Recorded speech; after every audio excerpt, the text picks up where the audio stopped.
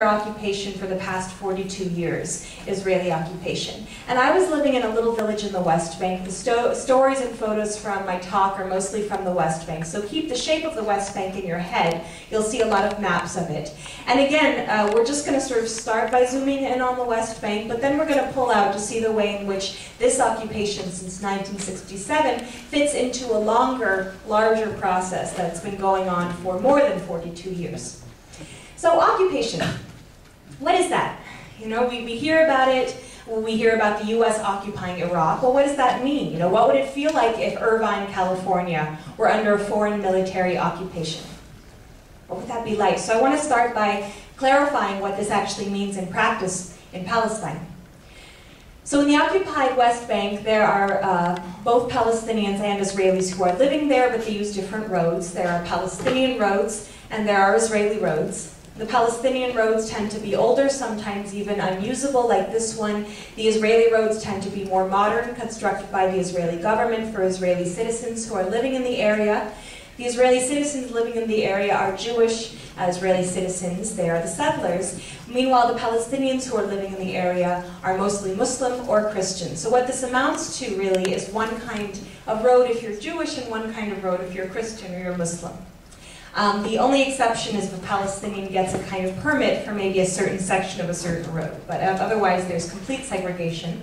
There are different colored license plates given whether you're Palestinian or Israeli. So Israeli cars have yellow plates, Palestinian cars have green or white plates. It's easy to see from far away which kind of person is using which kind of road. So here we have a road with two lanes. The lane on the left is for Israelis, the lane on the right is for Palestinians, all of whom have to pull over here at what's called the checkpoint, where they go through a kind of a screening process. And checkpoints are a major part of any occupation. It's sort of actually not altogether different from what many people here might have experienced at an airport, let's say, traveling from one country to another. The idea that you should go through a process where you have to show your ID and answer questions and be kind of checked.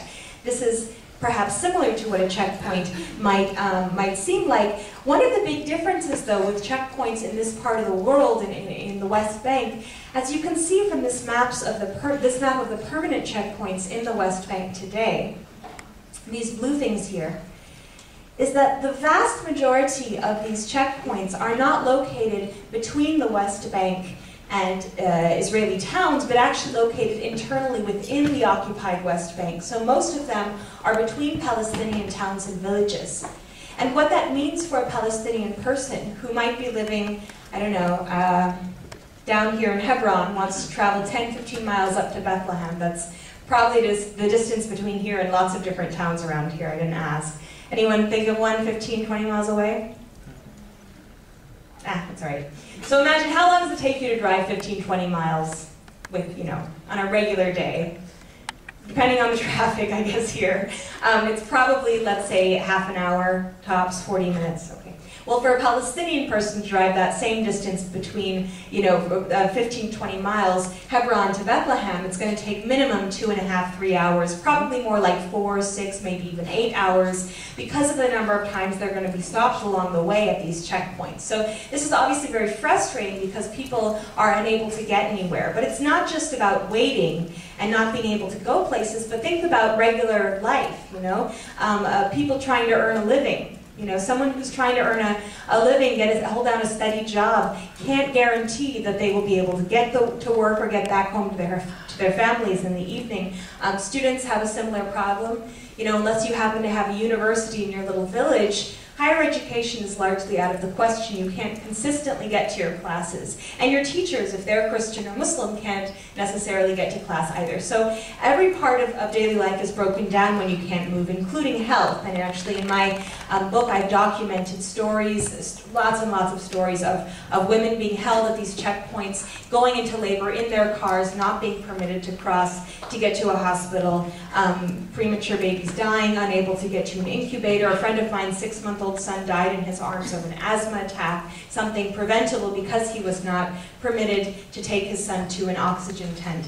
These things are constantly happening. They are not anomalies. Palestinians are unable to move around. I spoke this afternoon about the roadblocks, another part of Palestinian life, breaking down the ability to move. I cannot possibly cover all of the different institutions of the occupation, so I'm going to focus on a few.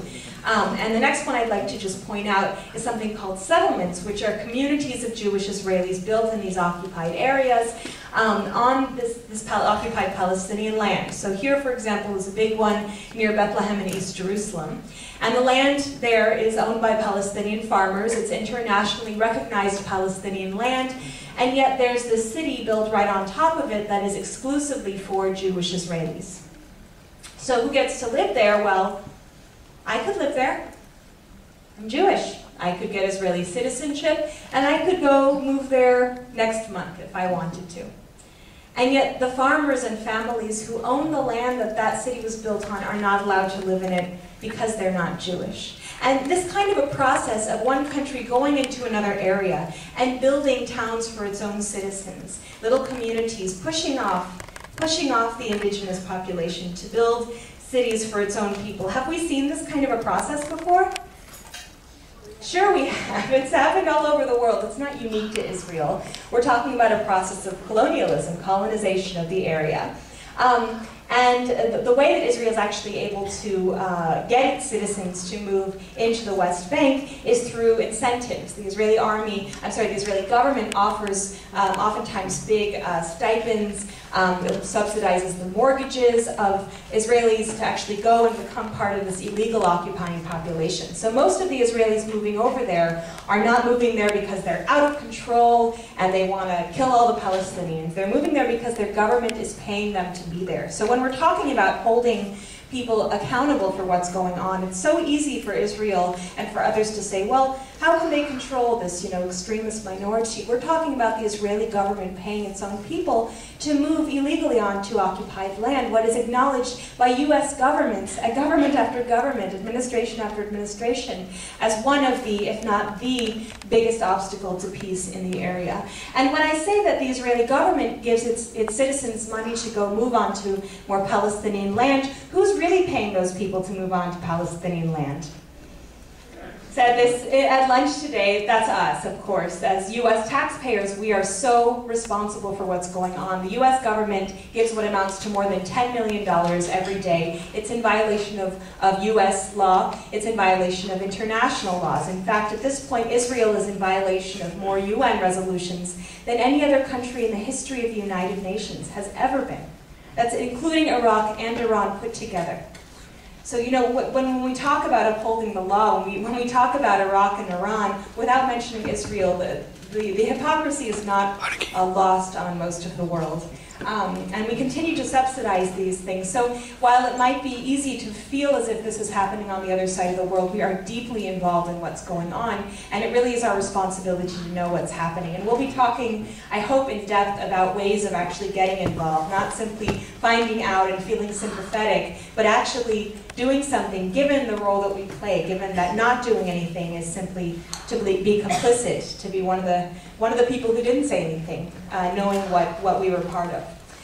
Well, thanks to our incredible generosity, there are now settlements all over the West Bank. These red dots here show you where you have basically a Jewish-only colony in the area. And the settlers who are living in these areas, let me see what my next slide is. Yeah, the settlers who are living in these areas oftentimes are ideological settlers, 4 out of 5, as I said, but the remaining 1 out of 5, 20%, are moving there for more ideological reasons. And they feel that the land here was promised exclusively to the Jewish people, and that Christians and Muslims really don't have a right to be there. Again, this is a minority, but they do yield a lot of influence, given that they are given basically freedom to do whatever they want. So there they are, often carrying US weapons, and they actually go into Palestinian communities to try and push out the population. Very scary, terrorizing them. It certainly is seen by Palestinians as a form of terrorizing. the way that these settlers actually will initially move into the area. So the settlements that are quite big, like the one I showed you, they've been around for a while. But actually, not only are there these big settlements, but with every passing week or month, there are these new ones springing up. And they start out as something called outposts, where basically an Israeli ideological settler will actually come in the middle of the night, and I'm not kidding, I've heard an Israeli tell it with a settler tell it with pride, will come in the middle of the night with trailers along with their community and basically just establish themselves on a plot